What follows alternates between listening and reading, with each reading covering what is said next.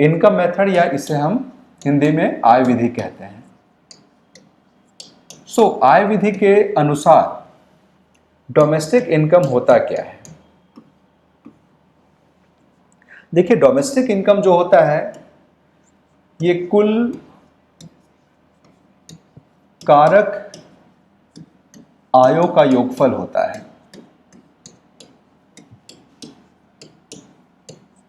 योगफल, या आप इसे कहें सम total of factor incomes. Some total of factor income. तो जब हम भारत की घरेलू आय की बात करेंगे तो आप देखेंगे कि किसी वर्ष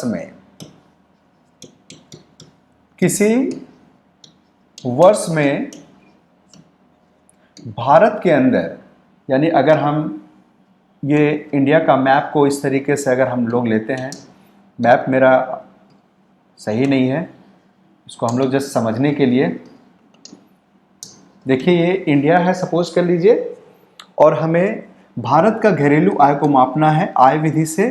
तो हम लोग देखेंगे कि घरेलू अर्थव्यवस्था के अंतर्गत, ये देखिए हमारी घरेलू अर्थव्यवस्था है, इस घरेलू अर्थव्यवस्था के अंतर्गत कुल कितना कारक आय जो है हमें प्राप्त हुआ किसी वर्ष में। ये कारक आयों का योगफल जो होगा इसे ही हम डोमेस्टिक इनकम के नाम से जानते हैं। इसलिए आप इस मेथड से जब डिफाइन करेंगे तो आप लिखिए कि किसी वर्ष में अर्थव्यवस्था के अंदर अर्जित की जाने वाली कुल कारक आयों का योगफल को ही हम डोमेस्टिक इनकम कहते हैं। याद रखें, किसी अर्थव्यवस्था के अंतर्गत किसी एक वर्ष में अर्जित की जाने वाली कुल कारक आयों का योगफल को हम डोमेस्टिक इनकम या घरेलू आय कहते हैं। तो domestic income is equal to sum total of factor income, कारक आय factor income, sum total of factor income, sum total of factor income. अब प्रश्न यह उठता है कि यह फैक्टर इनकम, जिसे हम हिंदी में कारक आय कहते हैं, होता क्या है? कारक आय तो आप सभी जानते हैं कि उत्पादन करने के लिए हमें 4 फैक्टर्स या कारक की जरूरत होती है। उत्पादन के कारक आप इकोनॉमिक्स में पढ़ेंगे। उत्पादन करने के लिए हमें 4 कारक चाहिए, 4 फैक्टर्स चाहिए। इसके बिना हम वस्तुओं और सेवाओं का उत्पादन नहीं कर सकते। वो कौन कौन से कारक होते हैं? तो देखिए, उत्पादन करने के लिए हमें क्या क्या चाहिए? हमें लैंड की जरूरत होती है, भूमि। फिर उत्पादन करने के लिए हमें लेबर की जरूरत होती है, मजदूर की जरूरत होती है। फिर उत्पादन करने के लिए हमें कैपिटल चाहिए, पूंजी की जरूरत होती है। और इन सभी कारकों को जमा करने के लिए हमारे पास एक ऑर्गेनाइजेशन या संस्था होना चाहिए। ये 4 उत्पादन के कारक होते हैं, लैंड, लेबर, कैपिटल और आपका ऑर्गेनाइजेशन। जैसे सपोज कर लीजिए कि आप किसी वस्तु का उत्पादन करना चाहते हैं, तो उत्पादन के लिए आपके पास लैंड या बिल्डिंग होना चाहिए। आप लैंड या बिल्डिंग्स को अगर हायर करेंगे तो इसके बदले में आपको रेंट पे करना होगा। रेंट, ये रेंट जो है ये फैक्टर इनकम है। जो लैंड ओनर्स होंगे उनको आप रेंट पे करेंगे। लैंड ओनर्स के लिए वो इनकम होगा, कौन सा इनकम होगा? रेंटल इनकम या किराया। तो किराया या रेंटल इनकम जो है एक फैक्टर इनकम है। तो फैक्टर इनकम ऐसे इनकम होते हैं जिसे लोग अपने फैक्टर्स को प्रदान करके प्राप्त करते हैं। जैसे जिनके पास लैंड है वो लैंड देंगे, उनको किराया मिलेगा। जिनके पास लेबर है वो अपना लेबर प्रोवाइड करेंगे तो उनको मजदूरी या वेजेस मिलेगा। ये वेजेस या मजदूरी भी जो है ये आपका फैक्टर इनकम है। और जिनके पास कैपिटल है, जैसे बैंक्स के पास कैपिटल है, आप उनसे उधार लेंगे तो आपको यहाँ पे इंटरेस्ट या ब्याज देना होगा। इंटरेस्ट या ब्याज देना होगा। ये इंटरेस्ट या ब्याज जो है ये भी आपका एक फैक्टर इनकम है। और ऑर्गेनाइजेशन अगर आप अपना चला रहे हैं तो आपको प्रॉफिट चाहिए, आपको प्रॉफिट चाहिए। तो देखिए, ये 4 तरह के फैक्टर इनकम्स होते हैं और इनको अर्जित कैसे किया जाता है? फैक्टर्स को प्रोवाइड करके अर्जित किया जाता है। जिनके पास लैंड बिल्डिंग्स है वो रेंट कमाएंगे, जिनके पास लेबर है लेबर प्रोवाइड करेंगे, उनको वेजेस या मजदूरी मिलेगा। जिनके पास पूंजी है वो पूंजी देंगे उत्पादक वर्ग को, बदले में उनको ब्याज मिलेगा। और खुद उत्पादक वर्ग को एक प्रॉफिट चाहिए अपने उत्पादन को सतत रूप से चलाने के लिए। तो ये जो 4 तरह के इनकम अर्जित किए जा रहे हैं, इन इनकम को, इन आय को हम फैक्टर इनकम के नाम से जानते हैं।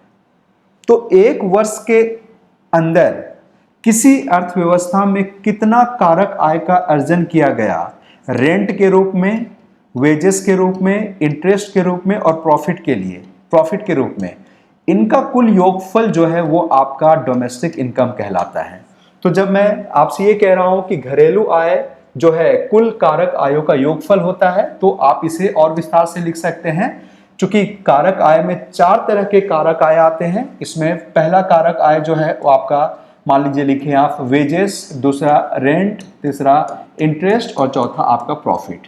सो domestic income is equal to wages plus rent plus interest plus profit. ये आपका घरेलू आय होगा।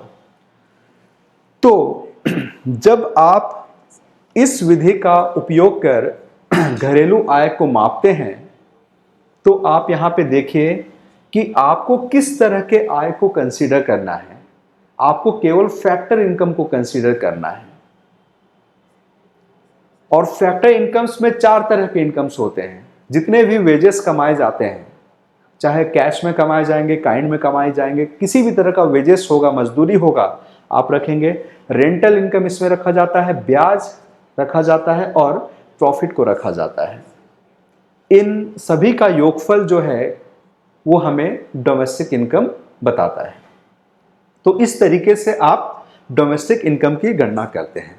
सावधानी आपको यह बरतनी है कि इस मेथड्स को जब आप प्रयोग करते हैं तो केवल कारक या फैक्टर इनकम को आप कंसीडर करेंगे, आप ट्रांसफर इनकम को कंसीडर नहीं करेंगे। तो देखिए, आय भी जो होती है या इनकम, ये 2 तरह की होती है, आय या इनकम। एक को हम कह रहे हैं फैक्टर इनकम, जिसमें आपने देखा फैक्टर इनकम्स में वेजेस, रेंट, इंटरेस्ट और प्रॉफिट आता है।